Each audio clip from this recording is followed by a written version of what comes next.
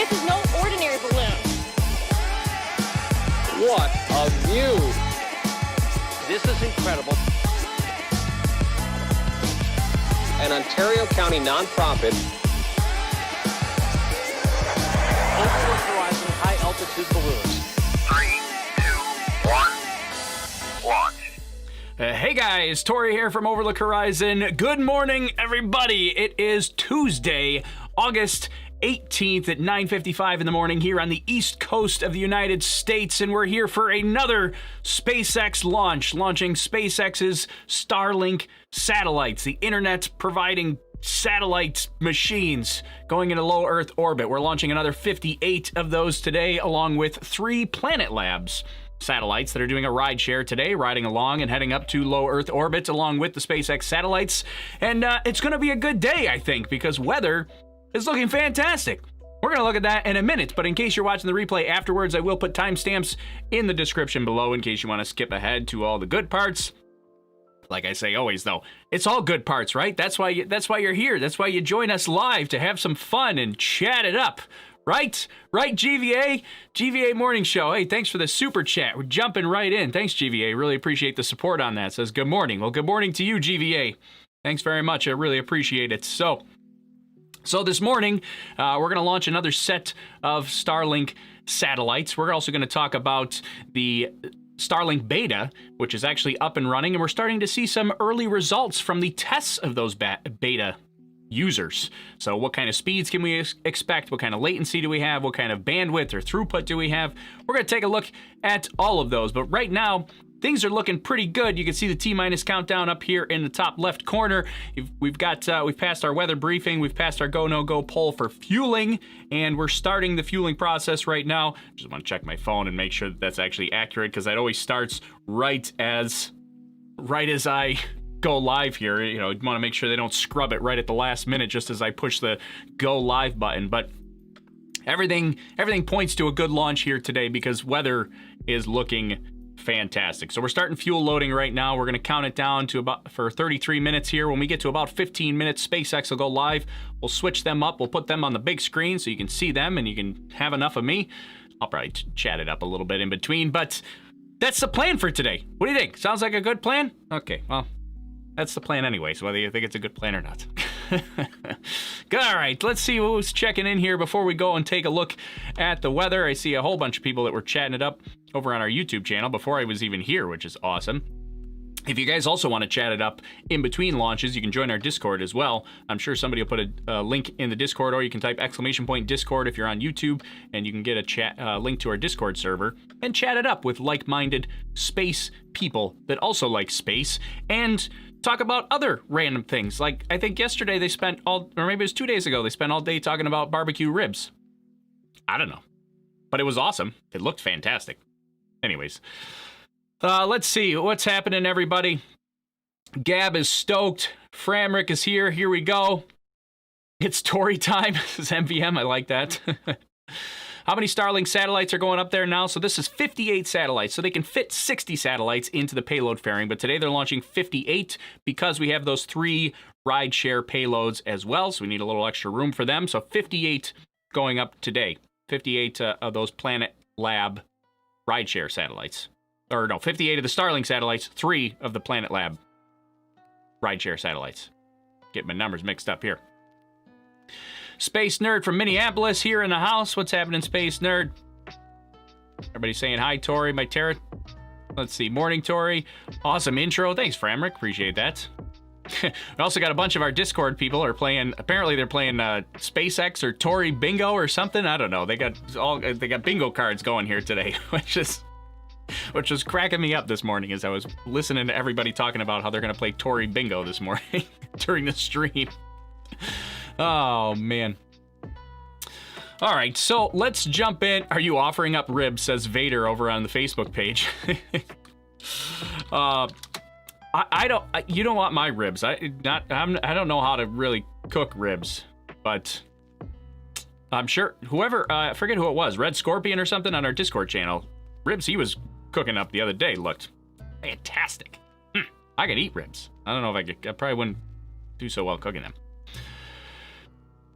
Is this paid for by the U.S. government? I wish, because this is all coming out of our small little nonprofit's pocket here. not so much. It would be great to have some extra funds. We still got to get that Red Lobster sponsorship for our lobster friend here, right? Who funds this? You guys do. You guys and your donations and your super chats and you guys fund this. That's where all the funds come from. All right, so let's see. It always makes me laugh when somebody says, "Is this live?" Right? You just look at the live. It says live right on it. Although there's a lot of fake SpaceX streams that'll say that they're live, and it's like 4 days after the launch, and they'll be like, "Live SpaceX launch." Like, guys, that was 4 days ago. No, this is happening today. That's why I always say the date and time at the beginning of the broadcast, so that people know, like, it was live on this date and time, so you know what's happening. We're gonna take a look. I promise we're gonna take a look at weather here, but I see E. David Hoskins. Hey, thanks for the super chats. I really appreciate that.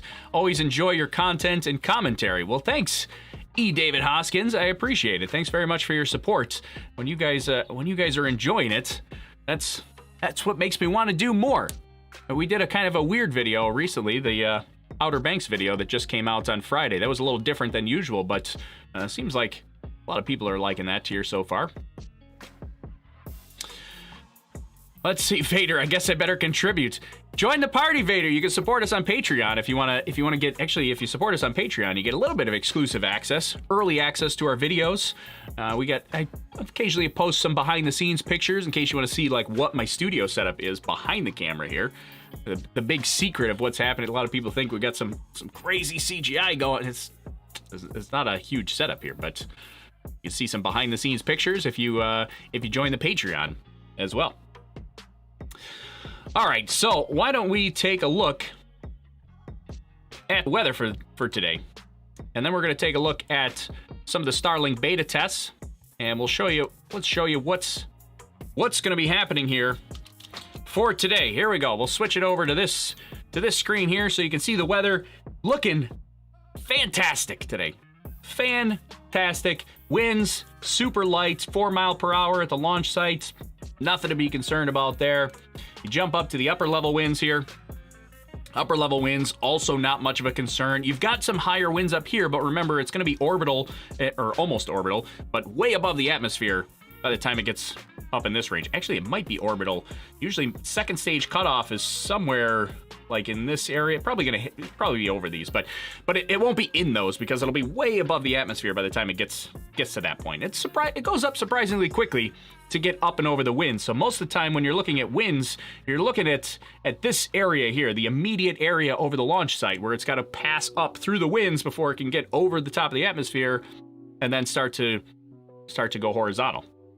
So winds today looking fantastic. We take a look at our radar. This is weather at the top of the hour with Tori here. So I don't know, I always feel like a weatherman when I'm doing this.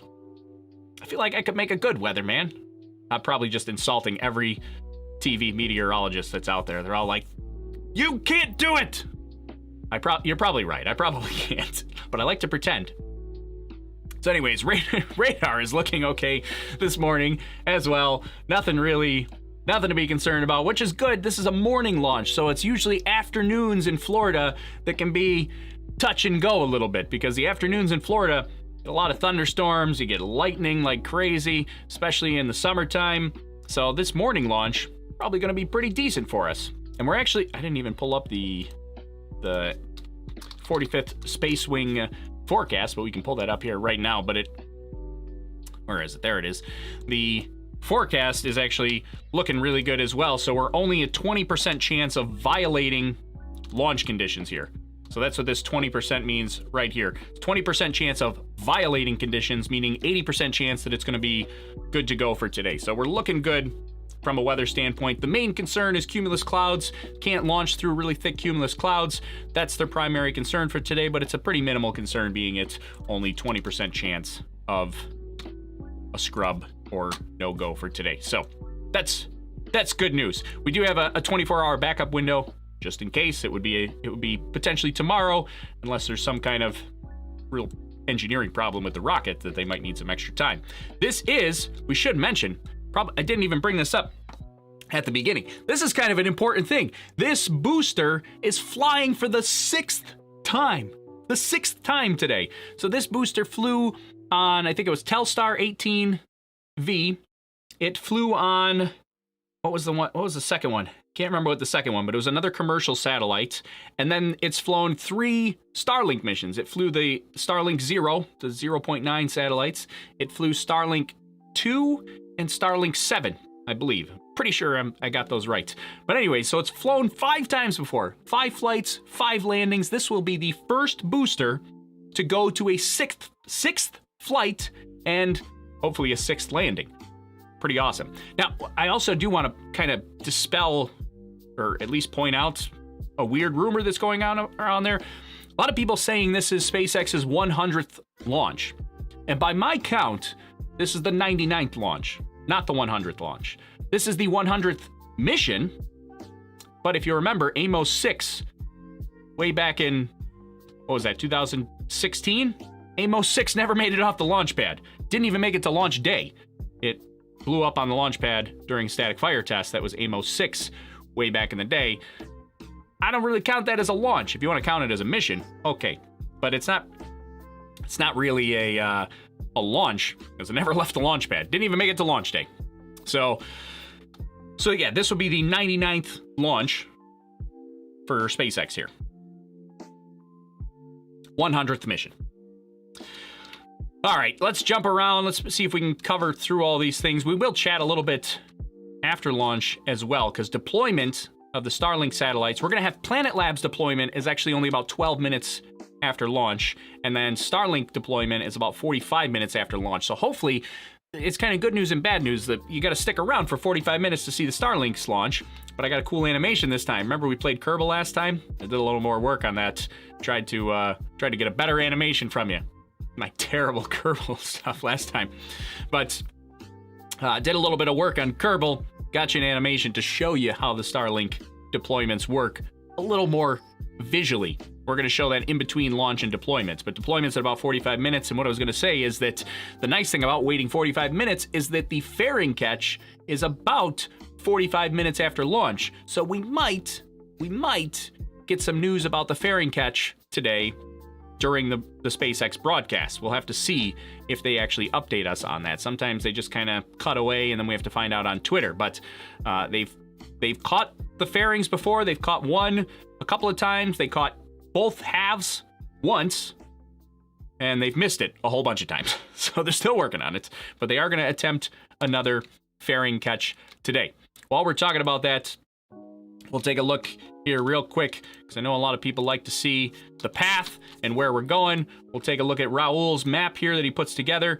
You can type in exclamation point hazards in the YouTube chat to get a link directly to this map that Raul puts together.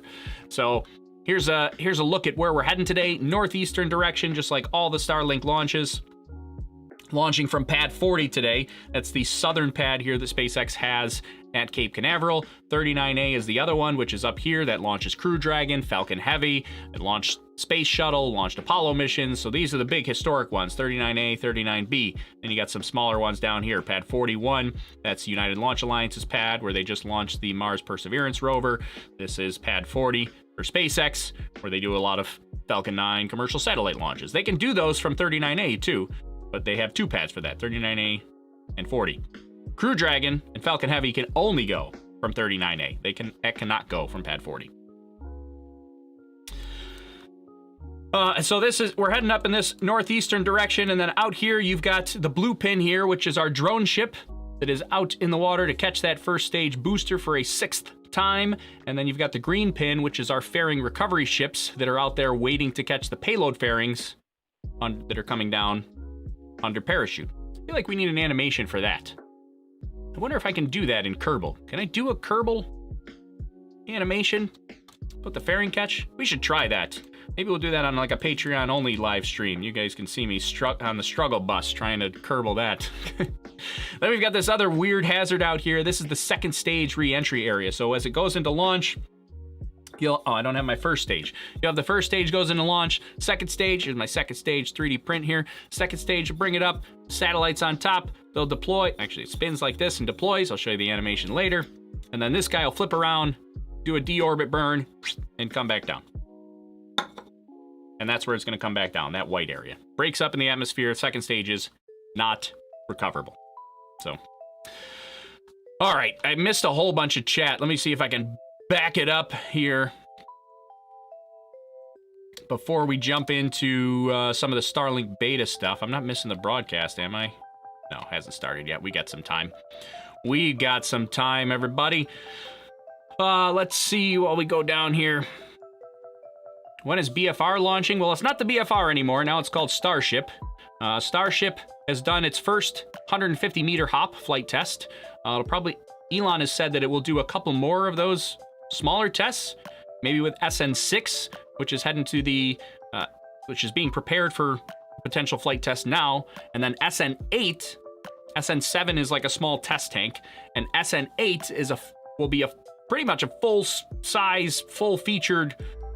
I shouldn't say full-featured because it's really just the shell and the operations of it. It's not going to have like crew seats or things like that, but the full structural features of the Starship are going to launch on SN8, so that's where it will add the body flaps on the top and the bottom, and it will do the big 20-kilometer hop.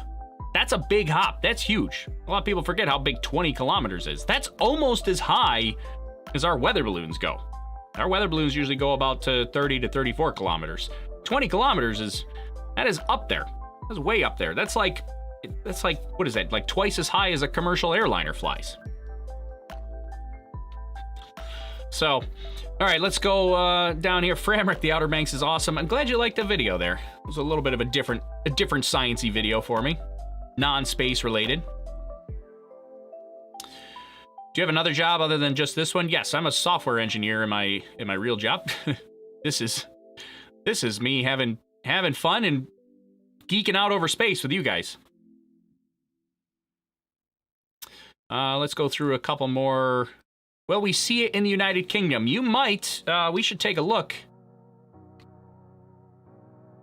Now, the hard thing is going to be, this is the second time now that SpaceX is going to be launching the Starlink satellites with the sunshades, the visors.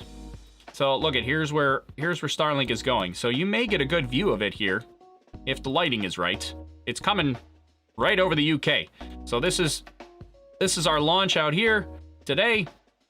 You can see if we zoom in and come on. No, yeah. I never know how to do this. I should practice this or something when I'm not on stream.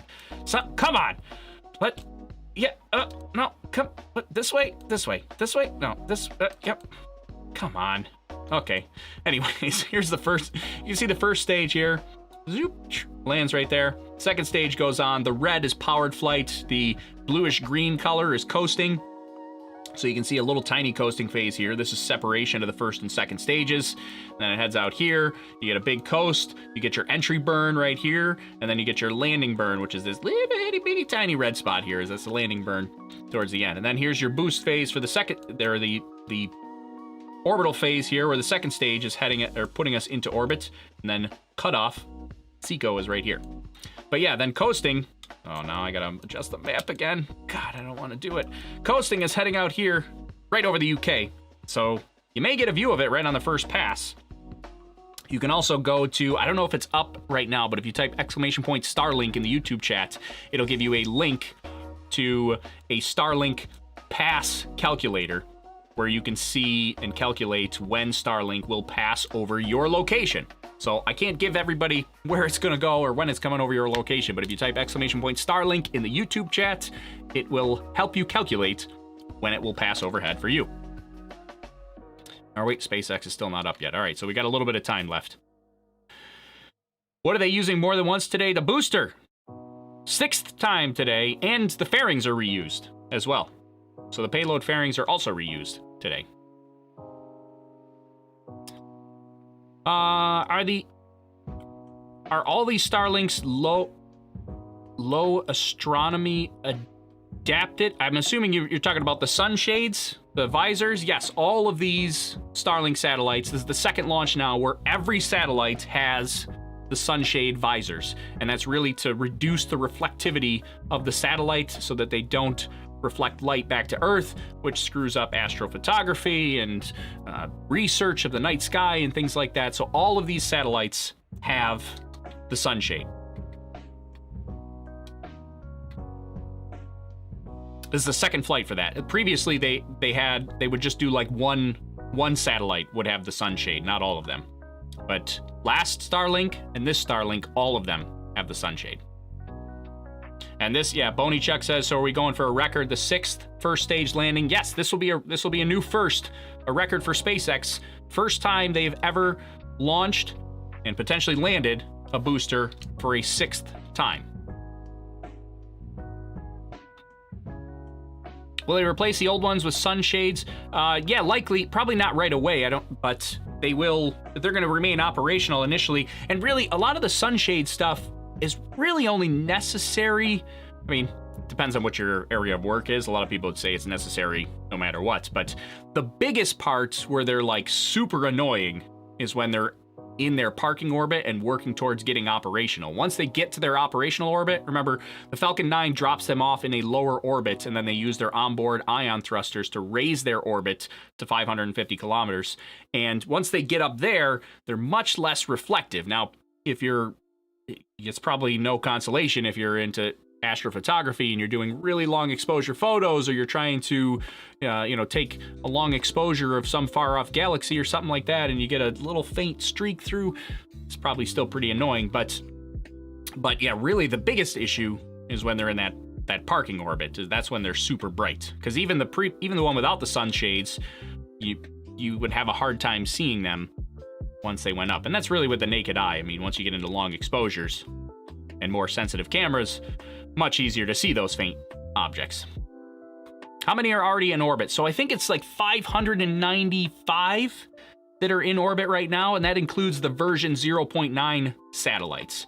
If you take away the 0.9 satellites, we're talking more like 535 version 1 satellites that are up there. And this will put another 58 up. So we're in that ballpark. We may be plus or minus 1 or 2 or so on the actual number, because now that they're doing, it was easy when they were just all 60. now they're doing they're getting a couple different random numbers in there, like 57, 58 and such.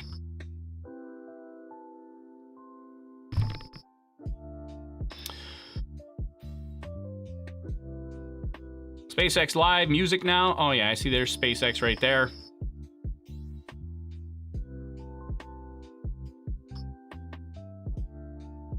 Once they come live, we'll switch over to that here.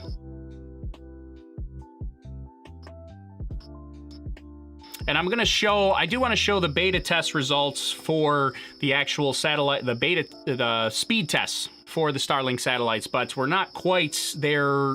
I don't think we have enough time to take a look at that and talk about it, so we'll do that after launch. We'll talk about the actual speed tests. If you could go to Mars, would you go to Mars if you could? I don't think I would go to Mars. Maybe the moon. I would consider going to the moon. Like, I feel like that would be cool. I think going to Mars is a big commitment. That would be tough.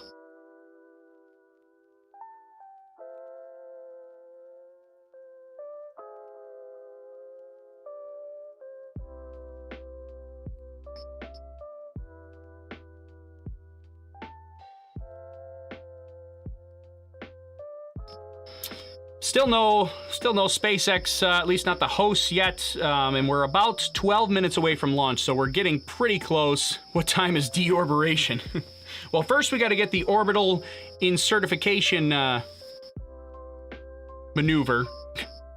How's the cricket doing? Can you hear the cricket? He's super loud. All of a sudden, I tweeted out like 20 minutes. I cannot find him.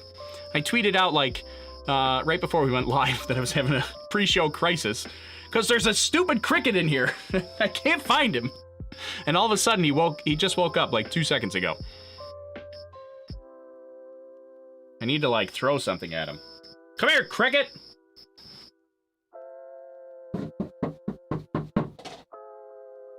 I know roughly where he is. I just can't find him exactly. There, now he's quiet. You'll probably hear him at some point. I'll just jump up and shake. I can't find him. And they're... Actually, that's a lie. I found him once for half a second, but they are fast buggers. It's really tough to find.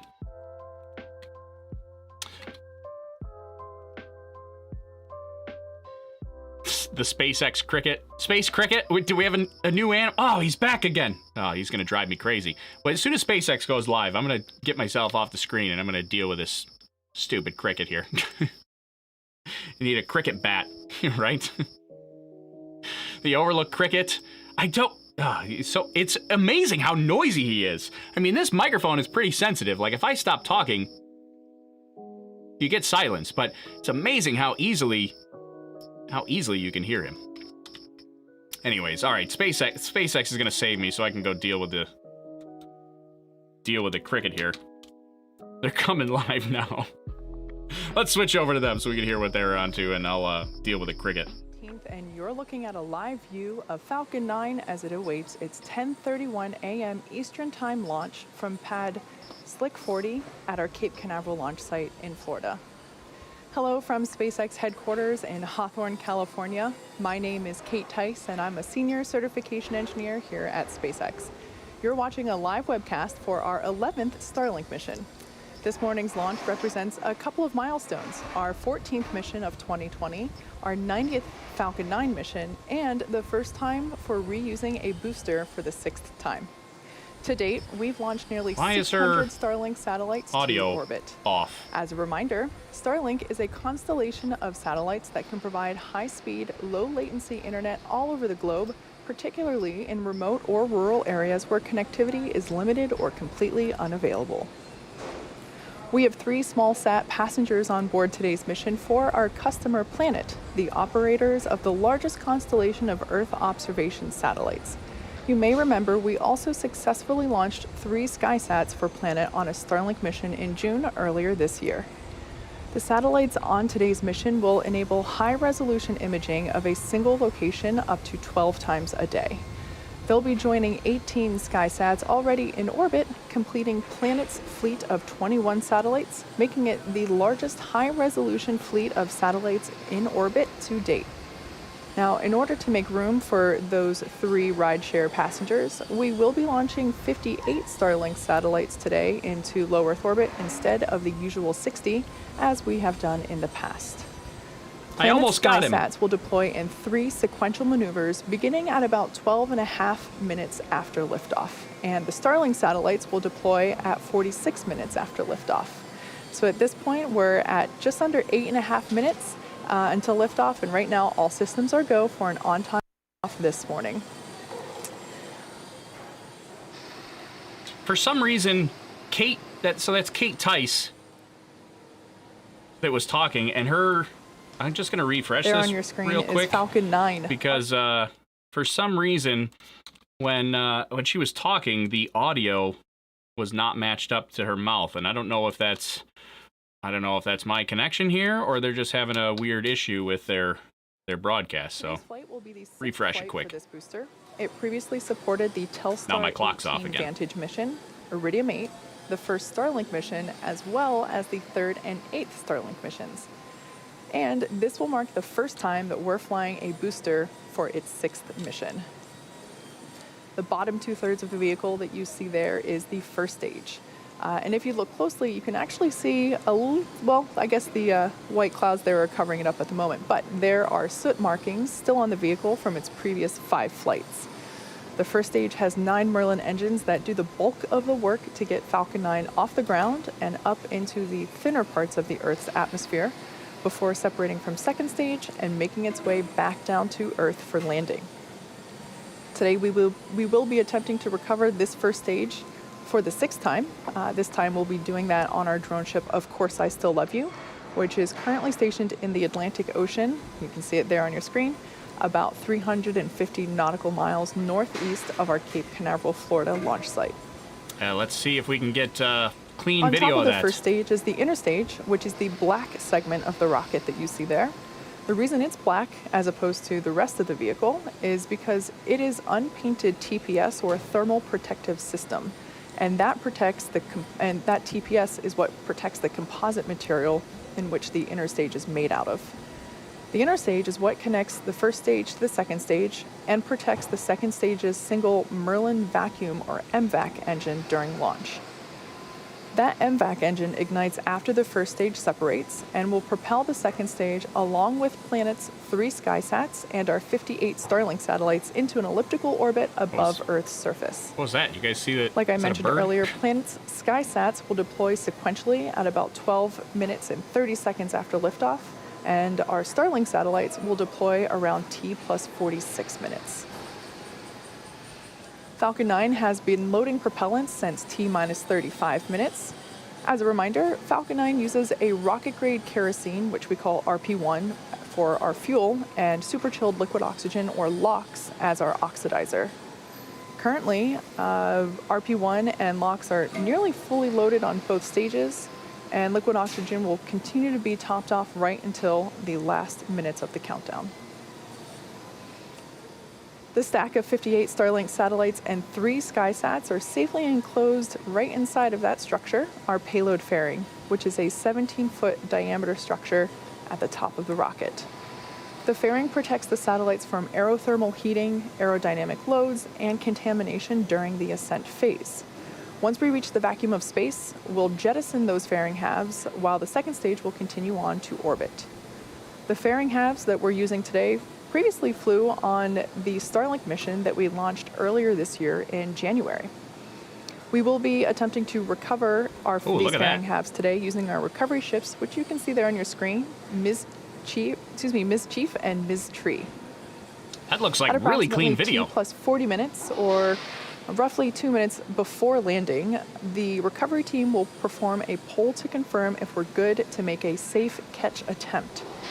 As you might imagine, weather plays a big factor into that go, no-go decision for the catch attempt, as it can impact not only the sea states for the boats, but also the fairing's altitude, position, and speed, which impact all how the fairing will fall back to Earth. As of right now, weather is looking good. We have got blue skies and just a couple of clouds there at Cape Canaveral, Florida. The vehicle, the satellites, and the weather and the range are all looking good for an on-time liftoff of 10:31 a.m. Eastern at just under 4 minutes from now.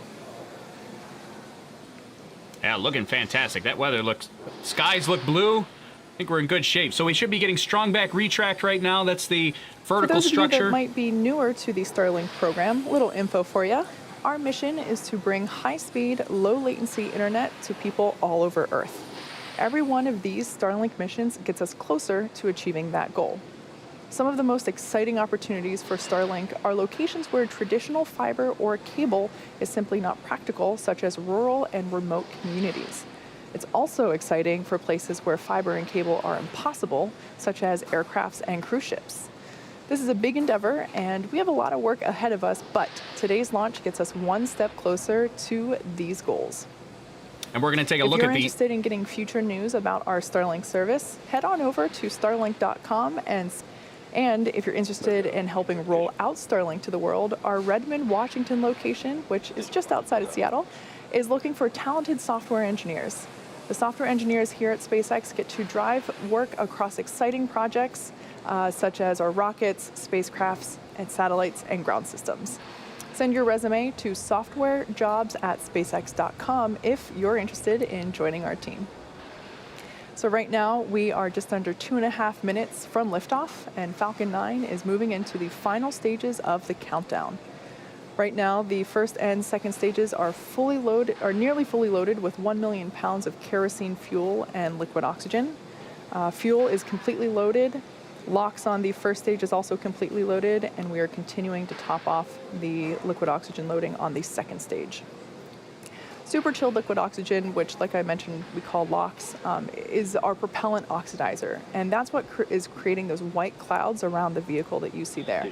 This happens when liquid oxygen is exposed to ambient air, which is warmer, and causes the liquid oxygen to evaporate into gas and form those white clouds. The first stage should finish prop loading here.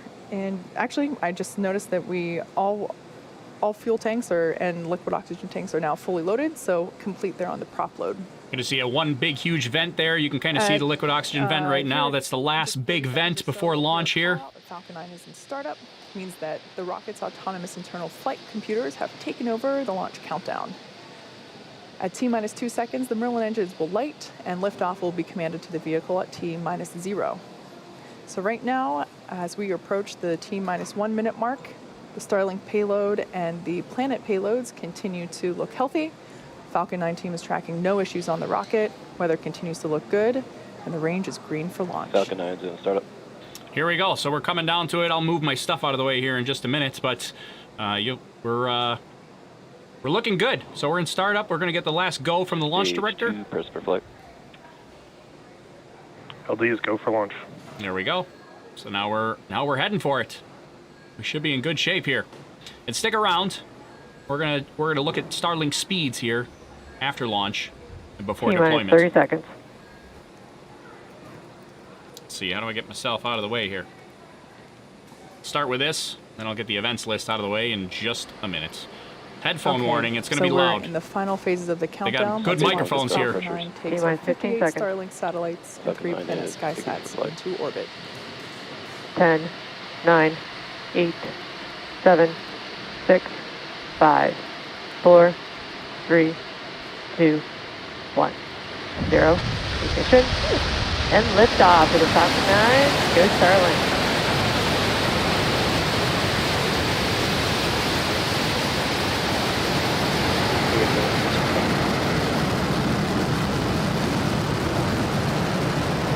Stage 1, propulsion download.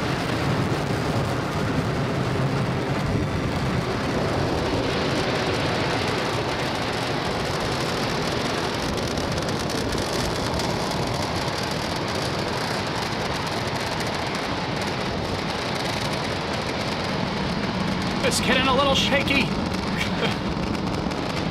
Love that every time. A successful liftoff of Falcon 9 Power from telemetry Space nominal. Launch Complex 40 for this 11th Starlink mission. The 3 Planet SkySats and our 58 Starlink satellites are on their way to space. Oh, this is an About interesting 10 camera seconds, view. we will be looks approaching weird. max Q. Merlin engines Vehicle are now is throttling supersonic. down as they anticipate the moment of greatest aerodynamic pressure. That's a really cool view. I don't know what this camera view is, or if it's just because of the clouds that it looks so weird. That looks so cool. Oh, look at that. Now you can see Max where... Q. All right, we just went through max Q, and the vehicle is now supersonic. Hitting And a Merlin little- engines have throttled back up. So coming up in about a minute, we'll have 3 events happening back to back. First will be main engine cutoff, or MECO. This is where all 9 Merlin engines will shut off to slow the vehicle down in preparation for the second back event, engine chill stage started. separation. This is where the first stage separates from the second stage, with stage 1 starting to make its way back to Earth for landing, while second stage will kick off the third event in this sequence, SES-1, or Second Engine Start 1. This is where that Merlin vacuum engine will ignite and begin to propel the second stage along with our payloads into orbit. That rocket plume the Main exhaust engine cut there off. starts to get really, really wide and really large because you got the reduced pressure from the atmosphere. Can't push it in any further, so it starts to spread out and expand the higher it gets there. Which is kind of cool to see. So we should be coming up Continuing to look nominal for stage 1. about 10 seconds to MECO, main engine cutoff for that first stage booster, and then we'll go right to separation. That's a view from the first stage looking up the engine bell of the second stage there. We have Miko. There's MECO. Stage separation confirmed. Yeah. There you go. You see a green flash from the second stage, and then that stiffener ring will break And off. back ignition. All right, so there we There it saw goes. those 3 events all happen in quick succession. Stage 1 is now making its way back to Earth. There on the left-hand side of your screen, we can see the grid fins slowly deploying. And on the right-hand side of your screen, the Merlin vacuum engine beginning to develop that healthy orange glow as it continues its journey on to orbit. Fairing separation confirmed. We're just a few seconds away from fairing deployment. There we go. Oh, Visual there it goes. Look at confirmation that. of fairing deployment. Once again, as a reminder, we flew those see it? fairings on a previous Oh, there Starlink it is. mission You can in see it on the January right screen. earlier this year. See it right by the engine bell on the right screen, So with that, towards we the have left of it. successfully reused this fairing pair. Like I said earlier, we will be attempting to catch those fairing halves with our recovery ships, Ms. Tree and Ms. Chief.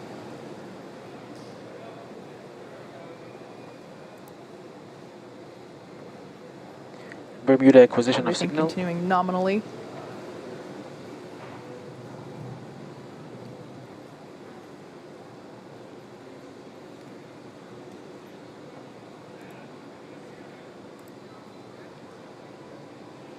You see, oh, so I was going to pull up. I forgot all about it. While the second stage is continuing to do its job, the first stage is making its way back home to Earth.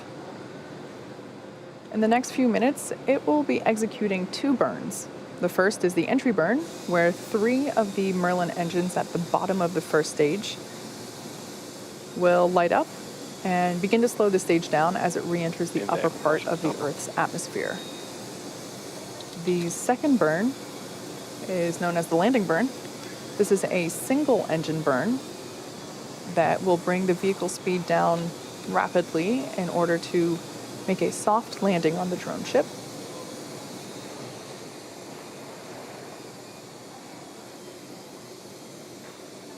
I don't know if I can do this like in the middle of the broadcast here. Can I? Oh, yes, I can. Let me see if I can. The 58 Stage Starlink 1 satellites nominal that trajectory. are being carried along on the right-hand side of your screen there by the second stage will be joining our constellation of over 600 Starlink satellites that are already on orbit, which once again are designed to provide high-speed, low-latency internet to people on Earth. This is particularly important for places where good internet is hard to access, as well as places where wired or grounded internet is impossible, such as ships and airplanes. We're 1 minute away from the beginning of that entry burn. On the left-hand side of your screen, we can see stage 1 coasting using nothing but those grid fins. We see them articulate here and there as they continue to steer. And we also utilize nitrogen gas for occasional little bursts of that nitrogen gas, and we use that for attitude control, which sometimes you can catch a glimpse of as little white puffs. Give you a quick. Second stage continuing nominally. Now at 1.5 Gs for acceleration.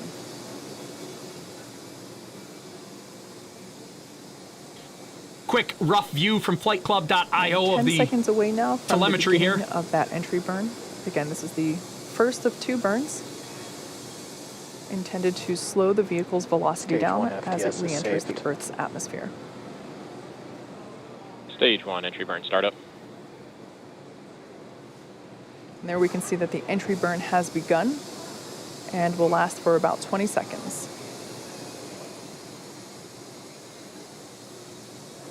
Stage 2 continues on nominal trajectory. Again, this burn utilizes 3 engines at the base of the rocket. And Stage there 1 we entry can burn see the shutdown. entry burn has concluded. Second stage trajectory is still looking nominal. I see a lot of people talking about the mouse again. I didn't see it because I was trying to put the stage 1 telemetry up here real quick so you can see that from flightclub.io. This is an And in estimate, less than a minute, but it's pretty close. we will see the first stage on the left-hand side of the screen perform its landing burn. Looking back at our second stage, everything continues to look good. Once again, we are carrying 58 Starlink satellites prepared to join the over 600 Starlink satellites that are already on Stage 1 orbit, transonic. as well as 3 rideshare satellites for our customer planets.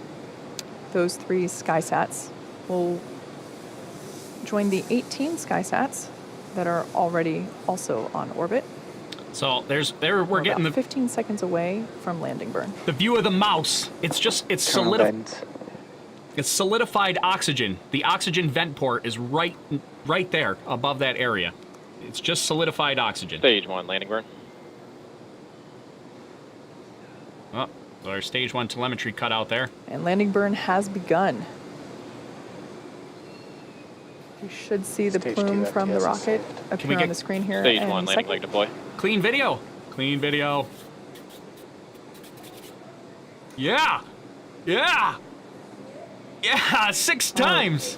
Touchdown and shut off. That's awesome. Successful Stage 1 landing landing confirmed. of the first stage booster. Once again, this is the 6th time that we have utilized this booster on a mission, also marking its 6th landing.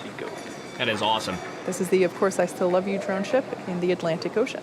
They also called out SECO, which is that the second stage engine cutoff or single engine cutoff. So we should be in orbit now. So turning our Parking attention orbit. back to second stage, we've had Nominal confirmation orbit insertion. of second engine cutoff or SECO 1. And we also have confirmation of a good Useful orbit. acquisition of SECO. So now that stage 2 is going to coast in this orbit for another 3.5 minutes, we're going to take a quick break and we'll be back at T plus 12 minutes for the deployment of Planet's 3 SkySats. All right, so we're gonna go back and take a look at a couple of things here. We got to take a look at. I still see a lot of people confused about the mouse. It's not a mouse, and for some people looking at it going, "What are you talking about? What mouse?"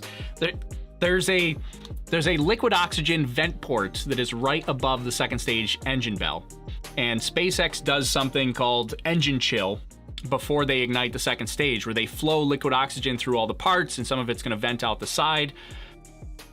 And they also do regular venting as well to make sure that the tank doesn't get overpressurized.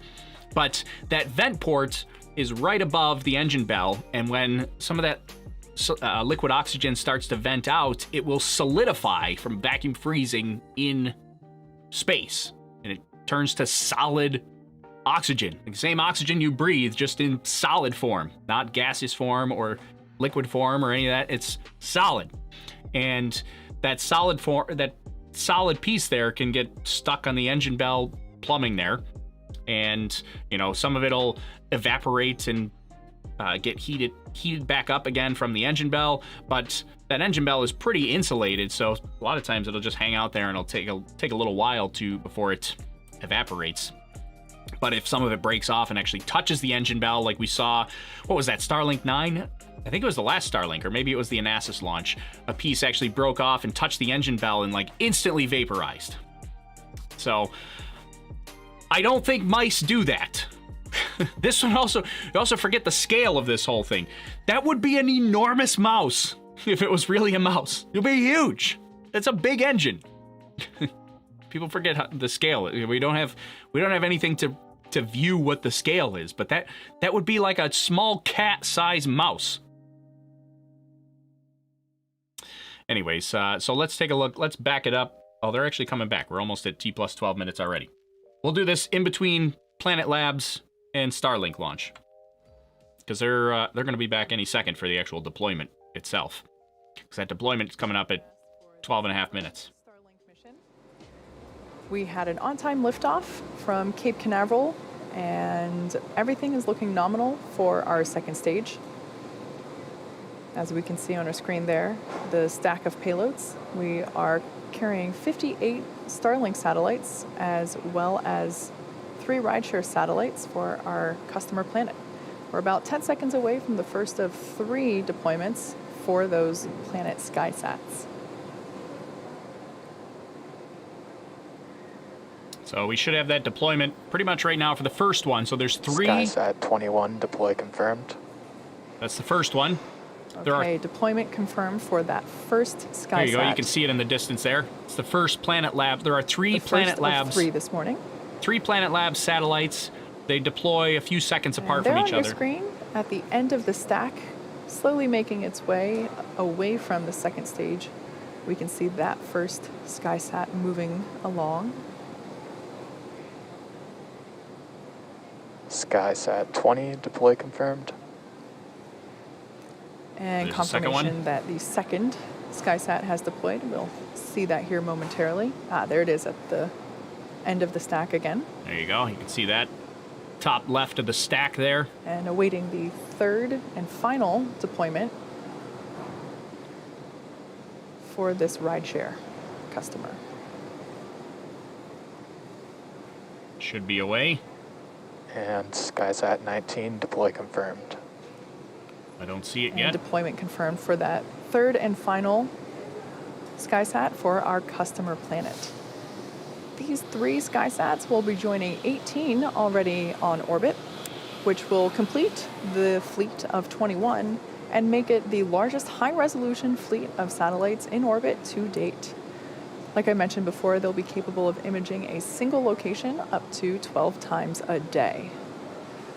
Right now, stage 2 is going to continue to coast in this orbit for a few more minutes. During this time, it will start to spin along its central axis, which will give those Starlink satellites the momentum they require to space themselves out over time after deployment at T plus 46 minutes.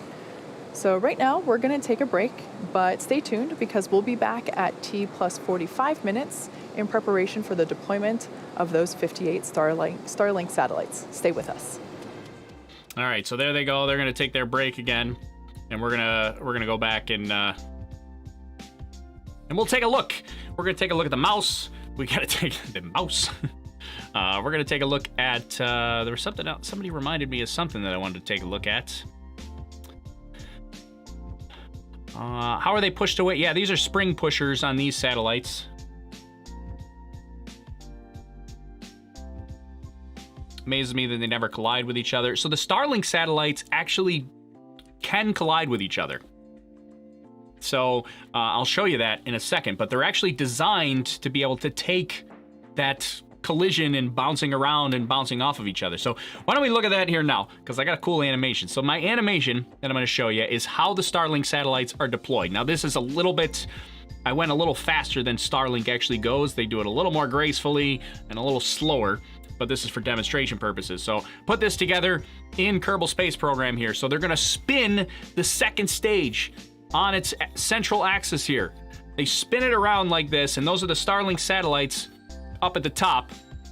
This is not quite perfect physics here because they kind of jump off the end of the second stage, which is that's not exactly how they do it. But so right here's deployments as they're spinning.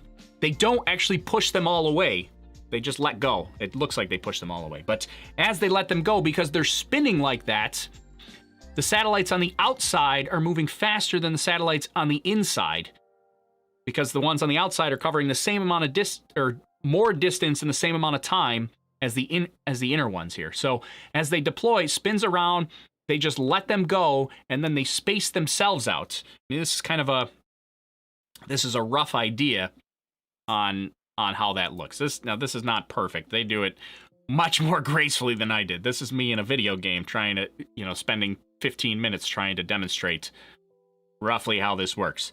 So that's kind of the idea for the Starlink deployment. It's spin it around, let them go, and they space themselves off in the distance there. So here's the animation again. So they use the onboard thrusters, spin this thing around, and then deploy it off. And really, when they deploy it, there's just a pin that gets pulled off, and then they just go off in the distance. This animation, I wish I could make it look a little bit better. I might spend some more time on this, but it kind of, right here, it jumps off the front of it, right there. That's not quite how that works. So I could probably adjust that in Kerbal a little bit better, because it doesn't really jump off the second stage like that. It just gracefully spreads out like this, and you get all the satellites, because they're traveling just slightly different speeds because of that spin. They separate themselves. And that's a very slow separation. And then once they're separated enough, then they can start to raise their orbit to get to their operational orbit. But there you go. There's my best attempt at Kerbal Space Program animations. If you've never played Kerbal Space Program, it's a very inexpensive game, and it's amazing. It's really, like, if you don't quite have an understanding on how orbital physics works or orbital mechanics work, and how things operate in space and how rendezvous work and how changing your orbit works and all that kind of stuff. If you don't fully understand all of that, you play Kerbal Space Program and all of a sudden the light's gonna go off. You're gonna be like, oh, that's what they mean. That's how all of that works. Because the first time you play it is not, if you're not up on orbital mechanics, the first time you play it and you're trying to go to the moon, for example, like it's not as simple as just turning the ship and saying, wow, we want to go that way now, because you're traveling this way at 17,000 miles per hour, or however fast you're going. If you're in low Earth orbit or space, the orbit of the space station is about 17,500 miles per hour. But if you're going this way and all of a sudden you want to go that way, you can't just be like, okay, we're going this way now, because you're going this way. Like, so you actually have to make your maneuver in a different part of your orbit to anticipate heading out to the moon. Anyways, play the game. It's very inexpensive. It's a lot of fun. It's very addicting. You spend hours and hours on it. Barry says sort of like throwing out a deck of cards. They wouldn't stay together. Yeah, exactly. That's actually how Elon described it. It's kind of like fanning out a deck of cards when they deploy these satellites like that. So it's a very good metaphor. All right, let's see. What else did I miss for some questions here before we go back, and we'll take a little quick replay here in just a second. Yeah, somebody says, does anybody have video of the two Starlink satellites colliding? I doubt they collide. Either they all do or none of them do. So it's less of like a collision and more of like a rubbing or a bumping around kind of. And they kind of just, it's not, because they're so close together and they come off at relatively similar speeds. I mean, they're only slightly different. I mean, they're just they're like jostling for position, really. It's not a big like, whoa! It's just they kind of just rub and just bump around a little bit, and then they get up and then they separate. Right? It's exactly the sound they make while they're in orbit. Oh boy, Tori's doing Kerbal again. This is a video. I prepared this ahead of time so you didn't have to watch me ride the struggle bus. Fairing catch would come up at about T plus 45 minutes, so we're not there yet, but they are attempting that. What were the two tall buildings at T minus 60 seconds? I don't know. Let's go back and we'll take a look at replay. T minus 60 seconds, says Jonathan.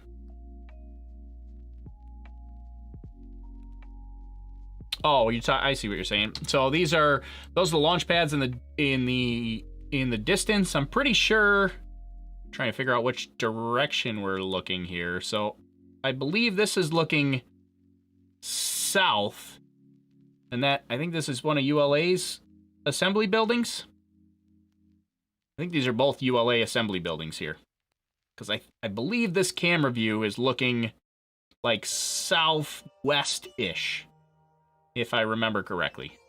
But yeah, those are assembly buildings that I think are for, I think those are United Launch Alliance. Oh, you can't see this. Hold on. You want this view. These two buildings, right there. I believe those are vehicle assembly buildings for United Launch Alliance. Hard to get my bearings on which direction the camera's facing, but I think this is facing like southwest-ish.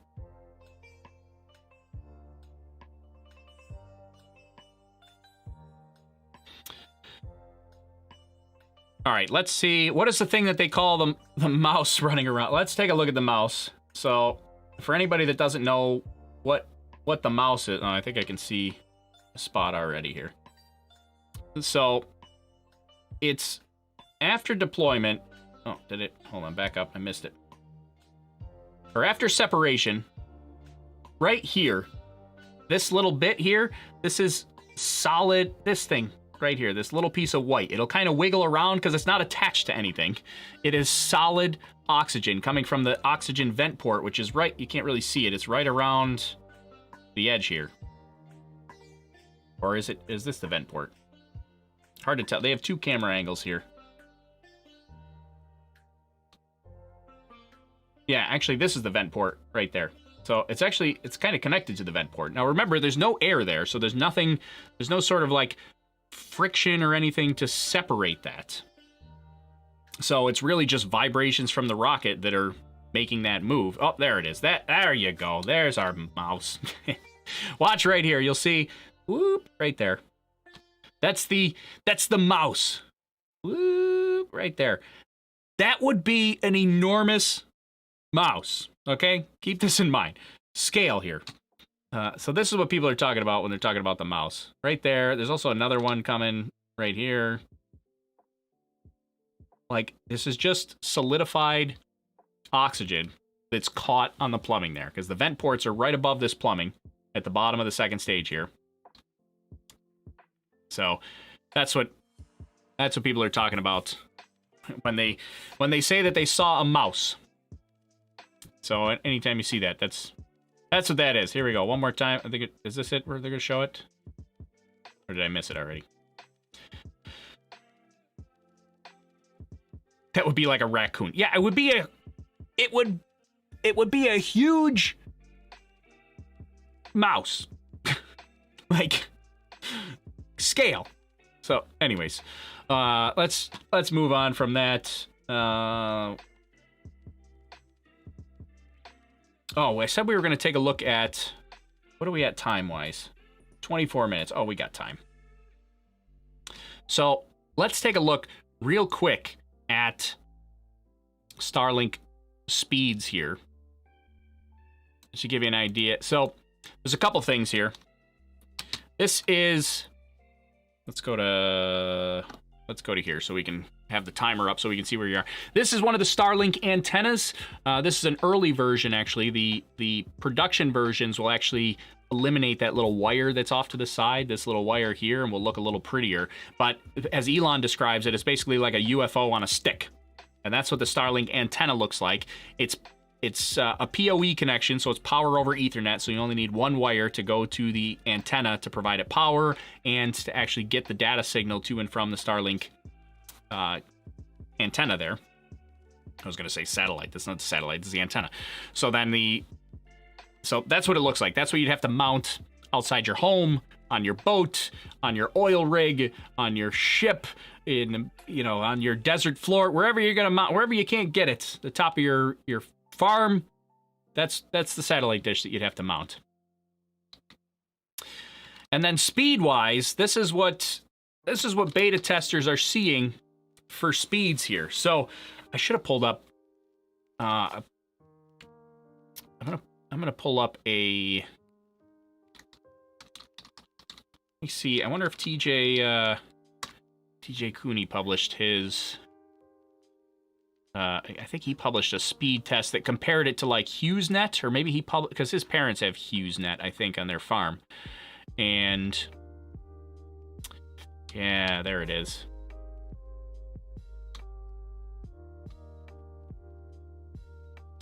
All right, so let's look at, I'm going to pull up TJ's Twitter here.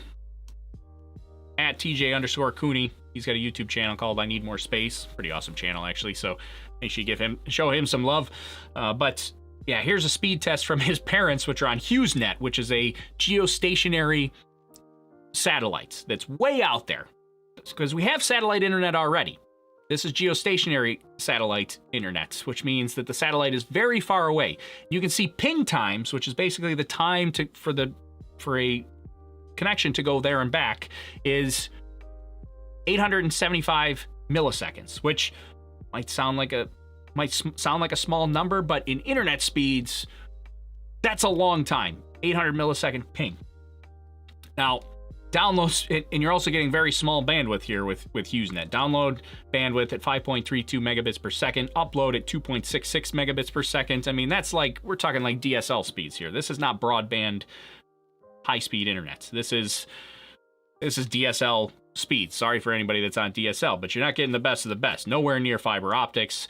So this is very laggy internet on HughesNet that's in geostationary orbit. But if you're in the middle of nowhere, like I think TJ's family, his parents' farm is like literally in the middle of nowhere. This is their only option, is HughesNet here. If you're in the middle of nowhere, Starlink is a blessing for you.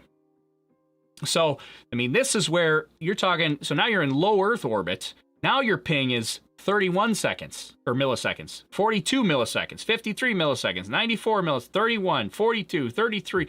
You're all under 100 milliseconds, which is a big improvement. And bandwidth, also an improvement. You're talking 50 megabits per second down, 14, 15 up. Here you get 44, 45, 43. So they're all in that. I think the lowest one we see is 35. So you're in 35 to 50 megabits per second on the actual bandwidth. And then your upload, we see a couple low ones here at 5 megabits and 6 megabits.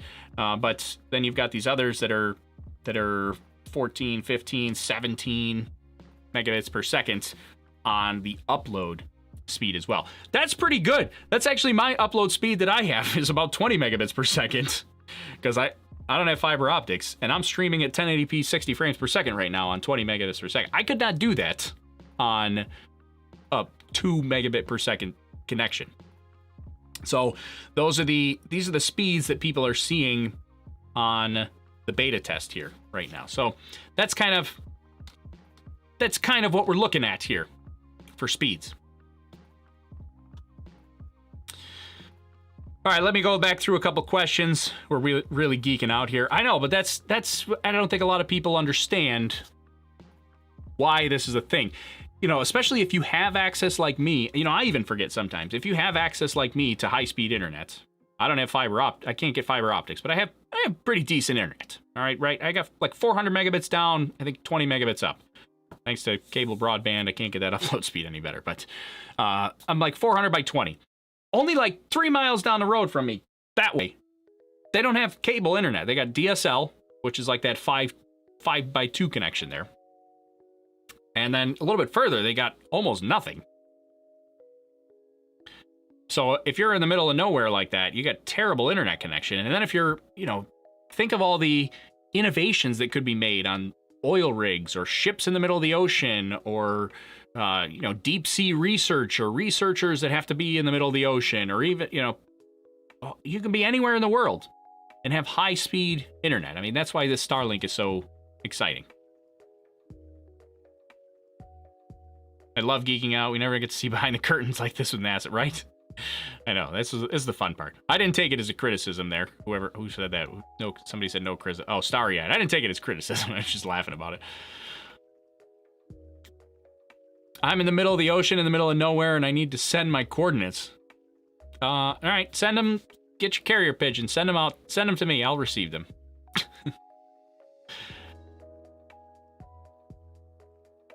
Those numbers will increase anyways. Yeah, we may see better numbers at some point. The tough thing is going to be each of those satellites is going to have a limit to the amount of throughput that can go through one satellite at a time. I think each satellite is limited to 20 gigabits per second, like total, all customers. So the more customers you sign on that are all connecting through one single satellite, you could potentially start to bottleneck because each satellite's only capable of 20 gigabits per second. So that's kind of that's your limit for all traffic, not for an individual user, but all traffic combined. Wade has 500 up and down fiber. That 5 by 3 is hours of wait time. Yeah, for sure, Wade. Like 5 by 3, I couldn't even imagine trying to operate on 5 by 3. Wade's got 500 up and down. I wish I could have 500 up. I don't.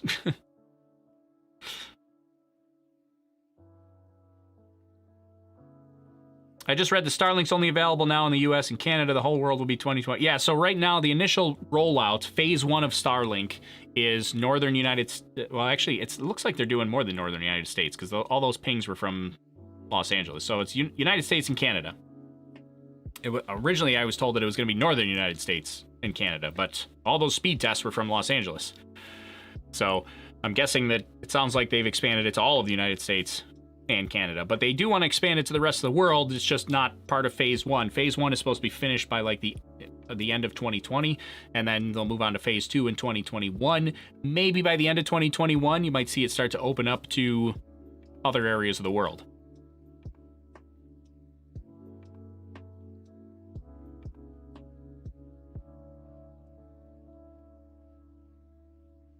Rotation on your Kerbal sat deployment is wrong. Rotation is lateral, not vertical. Yeah, I think, yeah, I could change that. I think you're right, actually. I think it does spin this. I think it does spin. I always do it this way because it's easier to show on camera, but I think you're right. I think it does spin this way. I'll update my animation so it spins laterally. I wonder how that'll look on the anime. It'll probably look fine on Kerbal. It was always just hard to show it on camera going this way. It was easier to go end over end like this.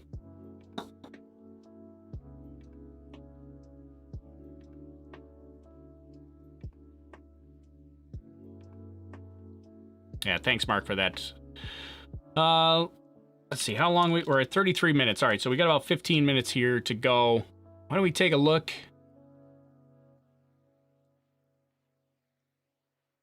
We're going to take a look at a replay here in just a second, but I want to go back through a couple of the comments and see if I missed any questions.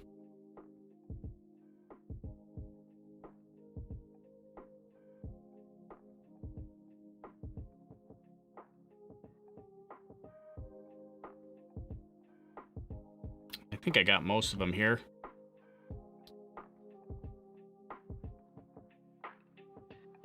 What is bandwidth? So bandwidth is basically, it's like the size of your pipe, basically. If you think of data like water flowing through a pipe, the bandwidth essentially would be like the size of the opening of your pipe. How much data you can put through in 1 second.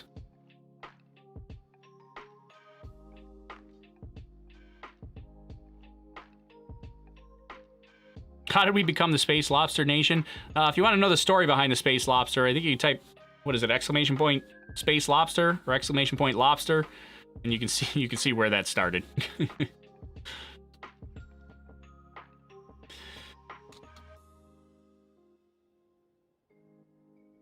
For those of us just learning, what is this all about? So today we launched, we'll do a quick recap here, and let's pull up the Flight Club. No, not this Flight Club animation. Let me do a different Flight Club animation. So today, in case you're just joining in, SpaceX launched another 58 of their Starlink satellites, which is their global low Earth orbit internet service. Launched 58 of those today. And they also launched 3 Planet Lab satellites as part of a rideshare. They were hitching a ride, sharing it for a low-cost ride to space. And that was launched about 36 minutes ago. So right now we're waiting for Starlink deployments. That's coming up in about 45 minutes. Essentially, because they have a ride share, they had to deploy those satellites first, and now they're going to spread them out. They're not really changing their orbital parameters really that much. So they're just spreading out away from the 3 satellites that they've already deployed, getting their spin in play before they release them. And then they're going to release the Starlink satellites at about T plus 45 minutes. So we're about 9 minutes away from that.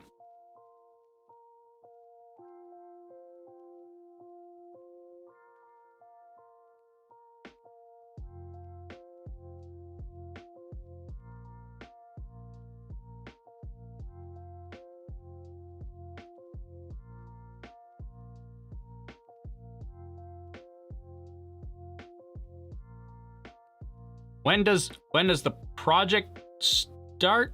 I'm not sure what that means. There's a Ponychuck says it's a 5-hour video, Nightbot. Where's the lobster part? The links there, the links from Nightbot for the Space Lobster should take you right to the exact second of the Space Lobster incident.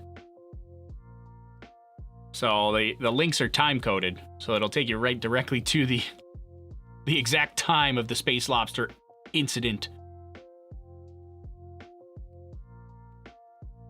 So if weather is a limiting factor now, then how will Elon be able to open Starship for passengers in the future? He needs to launch regardless of weather conditions.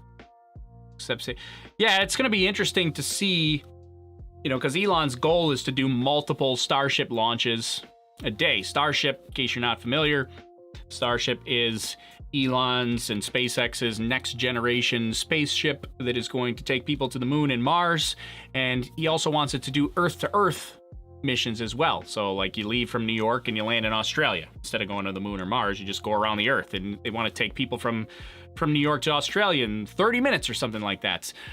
That'll be tough because of the weather thing.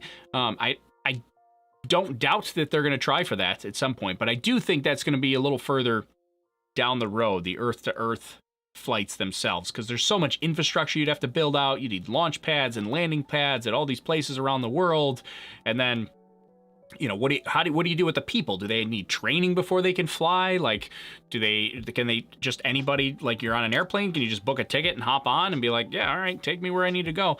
So there's a lot to work out before you go into Earth-to-Earth flights. So, and weather's one of them. Like, is the Starship going to be able to go through a more, a little more difficult weather? Because right now, rockets have very, very precise conditions. I mean, but the same is true for planes, too. I mean, we have weather delays for planes all the time. But I think rockets are a little more concise on their parameters on when they can launch and land.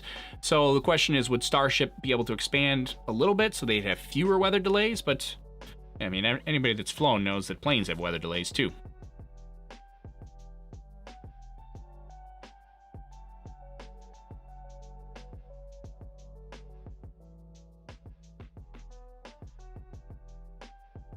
When does the project start providing internet? It's doing that now. So the beta test is underway. There are a number of users that have Starlink internet now, and they're testing it out.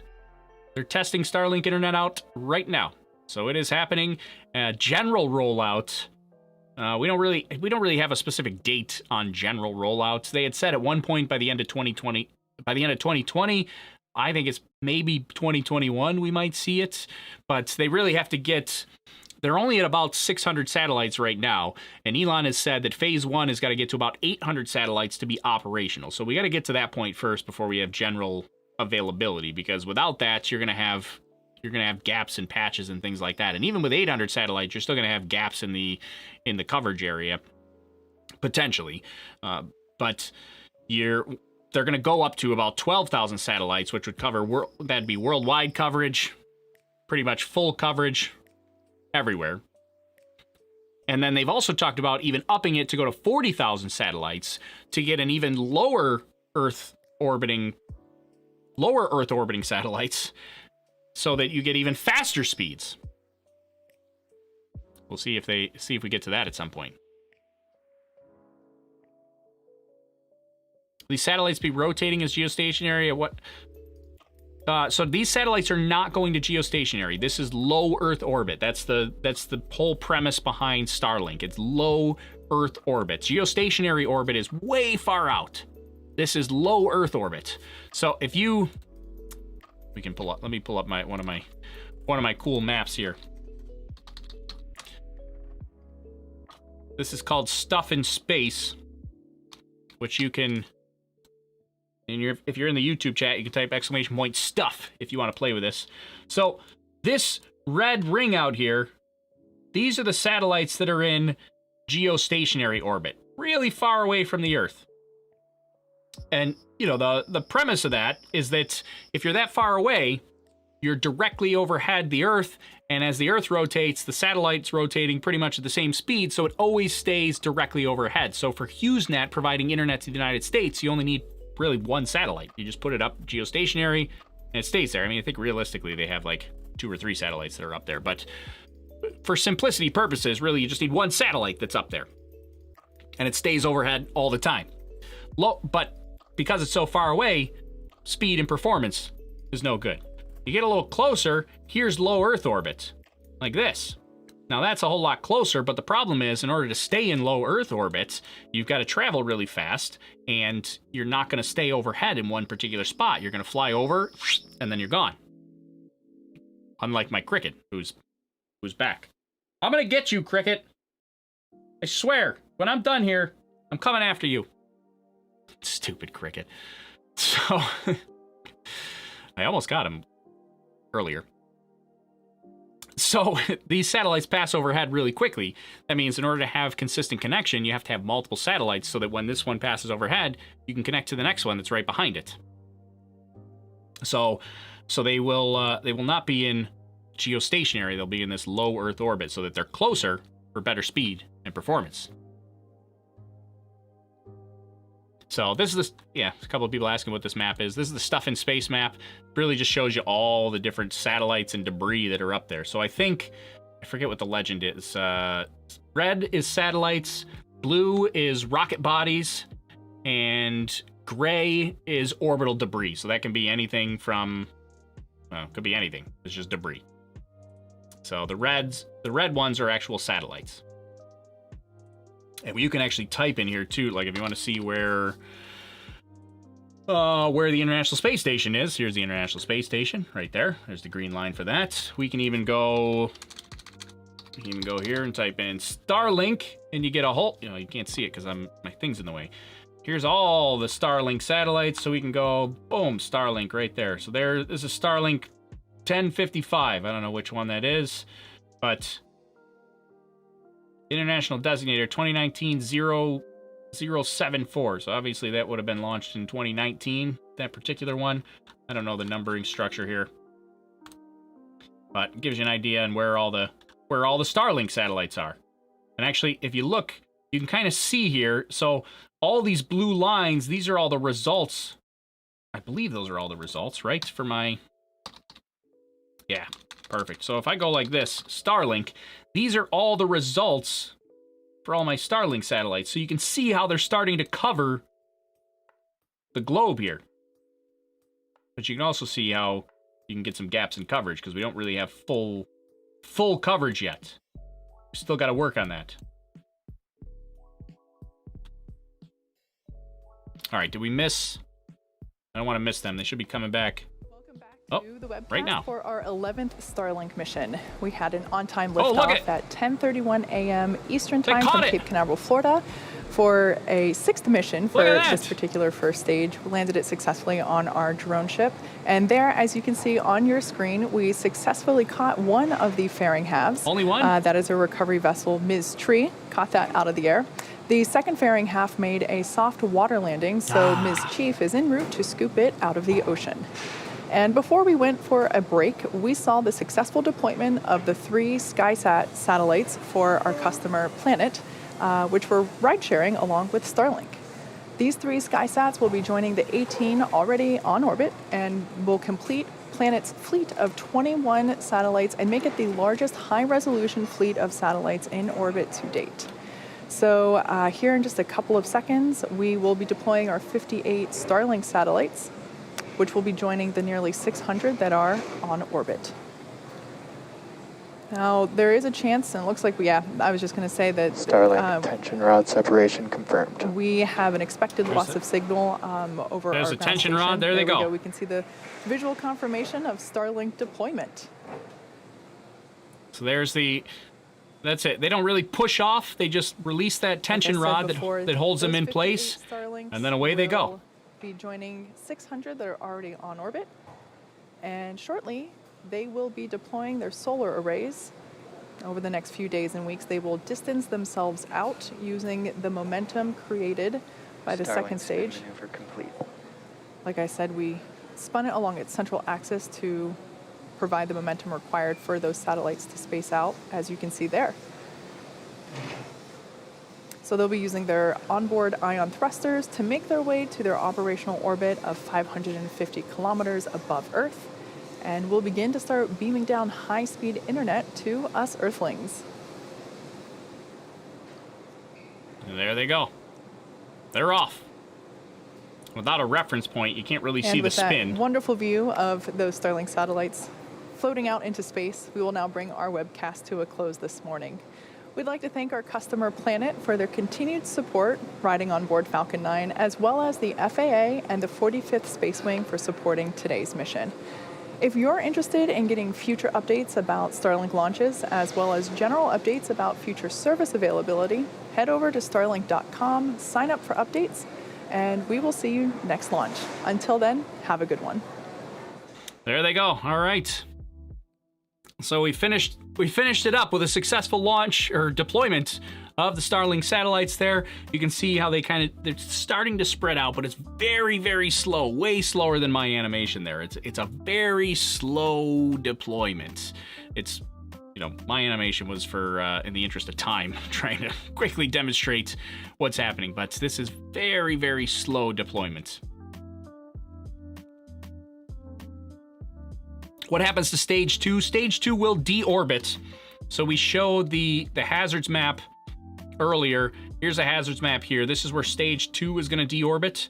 It's gonna it's gonna deorbitate, right? It's gonna deorbitate. Or can you? Oh, you guys can't hear that. Deorbitate. There we go. I forgot to unmute it. It's gonna deorbitate. It's gonna deorbitate. Deorbitate. It's another one of those words that I just made up while live streaming. So anyways, if you want to join the deorbit, this is what happens when we have a stream blooper, is we take the stream blooper and we turn it into a t-shirt. So if you want to get one of the deorbit t-shirts, you can type !deorbit in the YouTube chat and get a link to our deorbit t-shirts, which help support the channel and keep us going here for our live streams and help us get nice equipment. And apparently the next thing I have to get is cricket bait. Stupid cricket. Somebody said, who was it?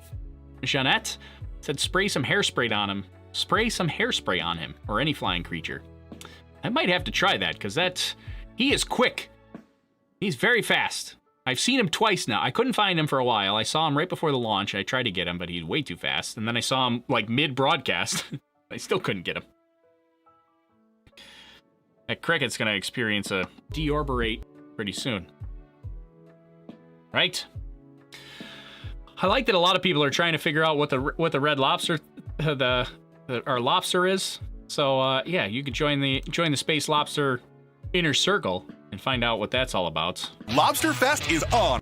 That's right. Lobster Fest is on. That's pretty much exactly what happened during the Space Lobster effect. Lobster Fest is on. All right.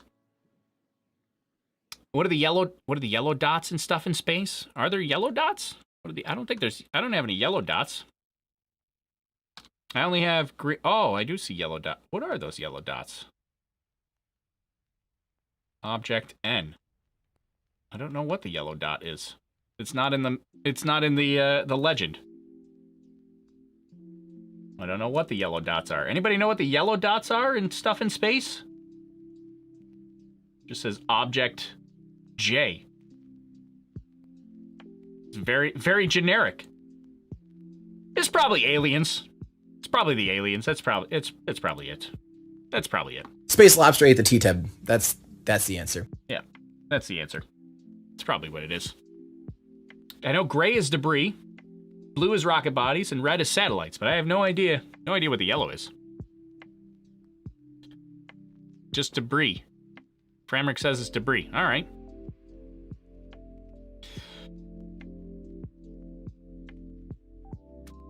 Who was that? That's Tim Dodd, the everyday... Space Lobster ate the T-Teb. That's the answer. That's Tim Dodd, the everyday astronaut, when I hijacked his live stream and made him talk about the Space Lobster.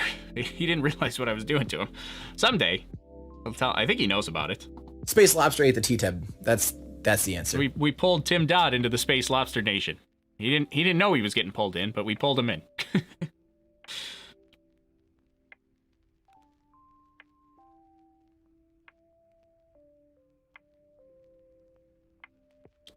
You guys should... This is what we ought to do. If you know who Tim Dodd is, he's the everyday astronaut. Awesome, dude. I like Tim Dodd. Is he watching this? No, Tim runs his own live stream, so he's probably not watching this. But what we should do, we should all collectively tweet at the everyday astronaut and welcome him into Space Lobster Nation.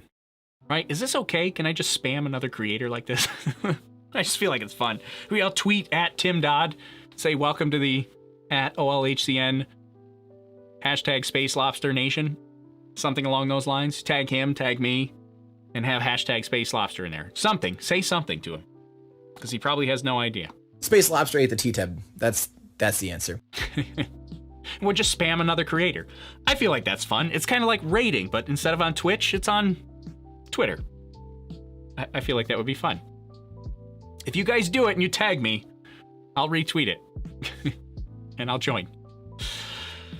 All right. Well, I think now, since we've pretty much finished up here for the day, we've got a successful deployment of the Starlink satellites, and our launch went well. I think we're going to wrap up for the day. So thanks everybody for joining us and hanging out with the day. This is the point where I say that you should subscribe to the channel so you follow along. You can join us on the Discord, type !Discord in the YouTube chat. You can get a link to the Discord server. Hang out and chat with some like-minded space friends. Make some friends, chat it up, laugh it up. They make fun of me a lot, which is fine.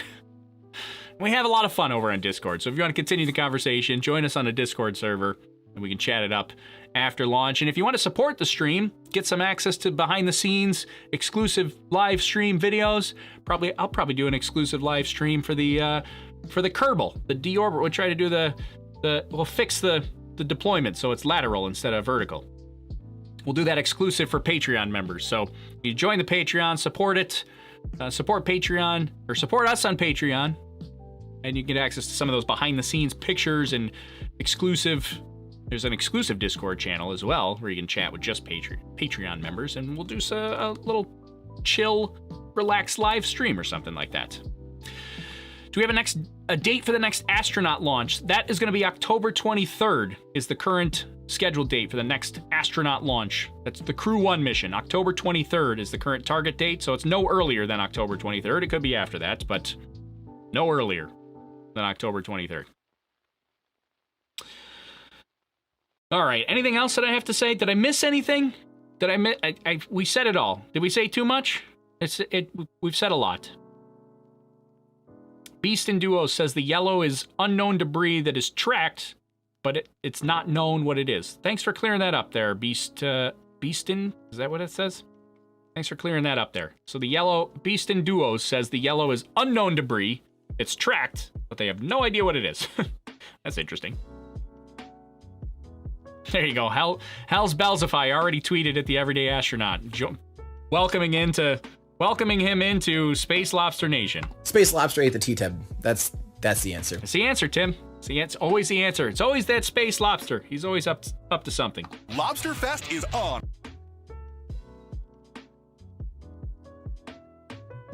For that mission, are you going to start your stream 5 hours before? Yeah, we'll probably, for the next crew mission, we'll probably do another one of those big marathon live streams, because there's a lot that goes on for crewed missions. So between the astronaut walkout and all that kind of stuff, we'll do another marathon stream for the astronaut missions. Those are a lot of fun. I like those. There you go. Sebi just put in the YouTube chat what you can tweet out on Twitter there.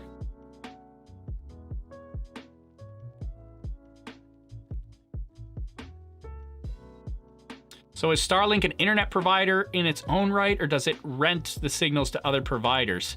So that is a big question, Lynn, is how they're going to go to general availability. It looks like they're going to offer it directly to end users, but there was a question at some point on would they, instead of going directly to end users, would they go to other providers? Like, would they go to, Spectrum or Charter or, any of these other internet providers, and then you buy Starlink access from them? It's still a little bit of a question mark, but it appears, at least with the beta test, that they're going directly to consumers. British. Kumar went to the Everyday Astronauts broad stream and spammed the Space Lobster in the chat.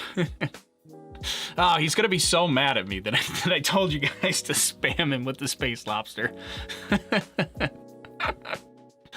Is this acceptable to spam other creators? I feel like it could start a war if we start spamming other creators with Space Lobster. Oh, but it's so much fun, right? How can you resist? I love it. I love it already. Starlink's not a public company. I mean, it's SpaceX. They're not a public company. They're a private company, so you can't buy shares in it.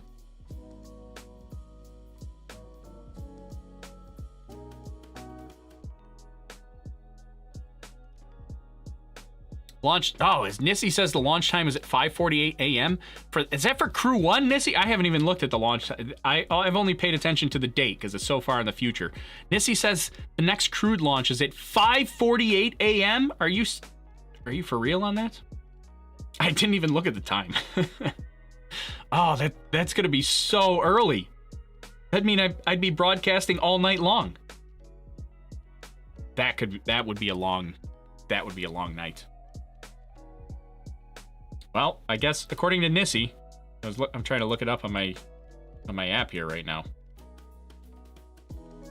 He says the crewed launch is scheduled for 5:48 a.m. on October 23rd. Is that right? Hold on. October, crewed. This doesn't have a time yet.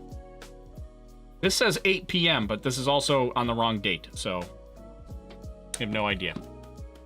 We'll see. It's in October. I'm trying to figure out what I'm going to have for lunch today. You're talking about October. I'm not ready for that yet.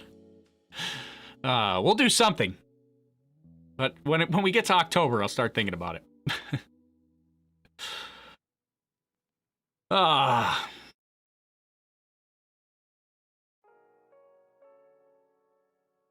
All right. Well, did we say bye once already? Should we do it a second time?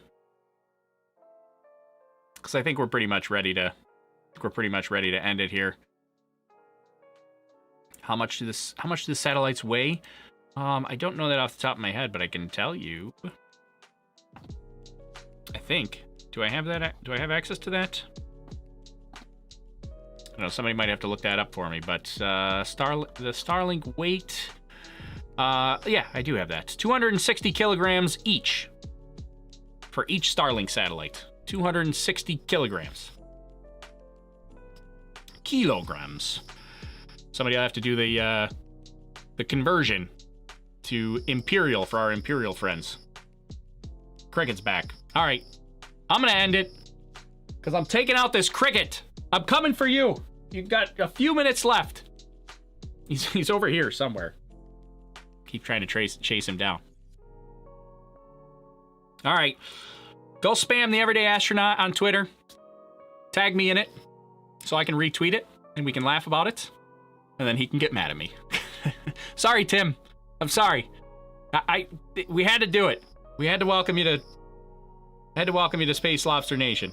Space Lobster ate the T-Teb. That's the answer. All right. I got to go get this cricket. He's really driving me nuts. So thanks, everybody, for watching. This was a lot of fun here. We'll see you on whatever the next launch is. I don't know. Subscribe to the YouTube channel, and I'll put it out. I don't know what the next launch is, but I'll have an event on YouTube, and we'll do more of this. So that's going to do it for me. My name's Tori. This is Overlook Horizon, and I will see you guys next time. Maybe in the Discord chat, if you're there after this. All right, that's it, guys. See you later. Talk to you soon.